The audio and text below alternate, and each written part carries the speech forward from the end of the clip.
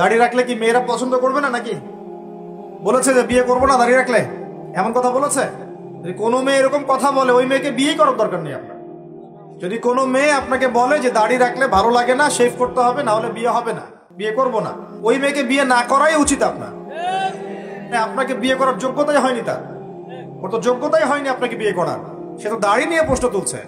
যে মেয়ে বলবে যে নবীর সুন্নত আছে এজন্য আপনাকে পছন্দ করি, তখন বুঝবেন যে হ্যাঁ এই মেয়ের মধ্যে ভালো কিছু আছে। যে মেয়ে দেখবে আপনি নামাজি কিনা, দাঁড়িয়ে আছে কিনা, ইমানদার কিনা, দিনের জন্য কিছু করেন কিনা, হালাল খান কিনা, ওই মেয়ে ইনশাল্লাহ আপনার ঘরে শান্তি দিবে। আর যেই মেয়ে আপনাকে দেখবে আপনার কত বড় সম্পত্তি, কতটা বড় জমি, কত বড় চাকরি, সুদ খান কিনা ওর কোনো আসা যায় না, টাকা হইলেই হইলো, এগুলোকে ঘরে ঢুকালে অশান্তি আর অশান্তি। কি চাচ্ছেন, শান্তি না অশান্তি? নবী সাল্লাল্লাহু আলাইহি ওয়াসাল্লাম বলেছেন দিনদারিতা দেখে মেয়েদেরকে বিয়ে করো। কি দেখে? একই বিষয় ছেলেদের জন্য মেয়েদের জন্য সেম। ছেলে দেখতে হবে দিনদার কিনা, মেয়ে দেখতে হবে দিনদার কিনা, পর্দা করে কিনা, দিনদারিতা আছে কিনা। দুনিয়ার এই ছোটখাটো বিষয় যদি দেখেন, তুচ্ছ বিষয়গুলো, একদিন না একদিন আপনি পস্তাবেন কিন্তু। আর যদি আপনি দিনদারিতা দেখেন ইনশাল্লাহ আপনি কোনোদিন পস্তাবেন না ইনশাল্লাহ। আল্লাহ পাক তৌফিক দান করুন। এটা একটা বড় সিদ্ধান্ত জীবনের। এই সিদ্ধান্তে যদি ভুল করে ফেলেন সারা জীবন পস্তাতে হবে। অতএব এখানে বেশি আবেগে ফ্যান্টাসিতে ভুগবেন না। ঠান্ডা মাথায় দিনদারিতাকে অগ্রগণ্য করে আপনি ছেলে দেখবেন বা মেয়ে দেখবেন ইনশাআল্লাহ। আর গার্ডিয়ান যারা পরিবারের পিতামাতা আছেন তাদেরকেও বলবো দুনিয়ার এই বিষয়গুলোকে বেশি প্রাধান্য দিতে যাবেন না। কত বড় চাকরি করে, কত বড় জমির মালিক, কত বেশি টাকা, এগুলো পরের বিষয়। আগের বিষয় হচ্ছে আপনার ওই জামাই দিনদার কিনা, আগের বিষয় হচ্ছে তার মধ্যে ইসলাম আছে কিনা, শুরুর বিষয় হচ্ছে আপনার ওই মেয়ের মধ্যে দিনদারিতা আছে কিনা।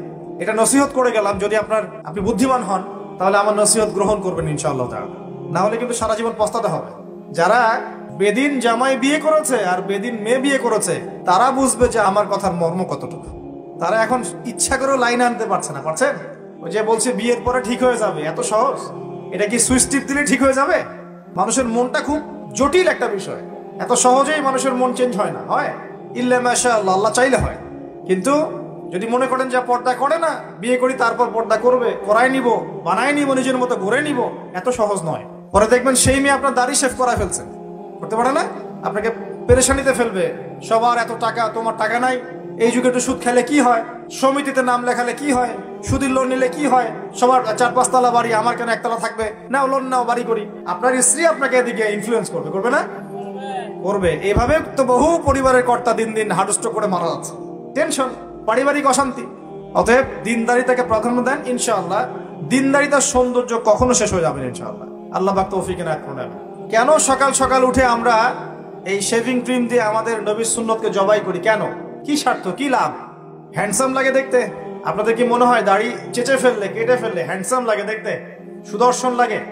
গাল ভর্তি দাড়ি থাকলে একজন পুরুষকে সিংহের মতো লাগে। মাশাআল্লাহ। আমারও তো দাড়ি নাই। আমাদের যেগুলো দেখছেন এগুলো তো দাড়ি না। যাদের সুন্দর গাল ভর্তি দাড়ি আছে এই মানুষগুলো যখন শেভ করে আমার খুব আফসোস হয়। আহা বেচারাকে, কত সুন্দর দাড়ি আল্লাহ পাক দিয়েছেন, প্রত্যেক দিন শেভ করা শুরু করেছে।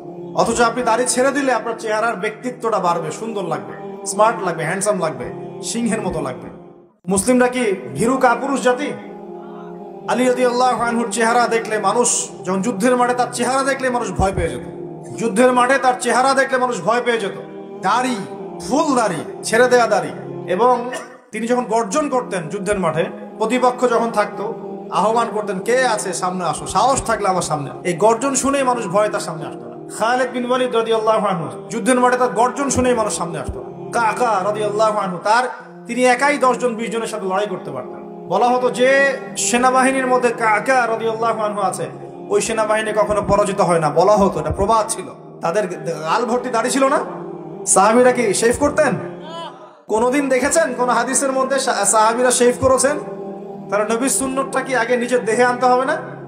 নিজের দেহে যদি সুন্নত না আনতে পারি মানুষকে সুন্নত শেখাতে পারবো? ওয়াদা করা যাবে এখন যে আমরা ইনশাআল্লাহ দাড়ি শেভ করবো না? ওয়াদা করা যাবে? দাড়ি রাখলে চাকরি পাবেন না? রিজিক কার হাতে? না না, রিজিক তো দাড়ির হাতে মনে হচ্ছে। দাড়ি রাখলে যদি চাকরি চলে যায় তাহলে রিজিক কার সাথে সংশ্লিষ্ট হলো? রিজিকের মালিক কে? আপনাকে আল্লাহ পাক যতটুকু রিজিক দিয়েছেন তাকদিরে লেখা আছে না? তাকদিরে লেখা আছে সেটা কি আপনি না খেয়ে মরবেন নাকি? যদি আপনার তাকদিরে থাকে যে আপনি 50 বছর বাঁচবেন আর 50 বছরে আপনি 500 মণ চাল খাবেন, কথার কথা, ওই চালের এক দানা বাকি থাকতে আপনি মরবেন? মরবেন না। তাহলে রিজিক কি আমার সাথে সম্পৃক্ত না আল্লাহর সাথে সম্পৃক্ত? এই বিশ্বাসটা করতে হবে তো।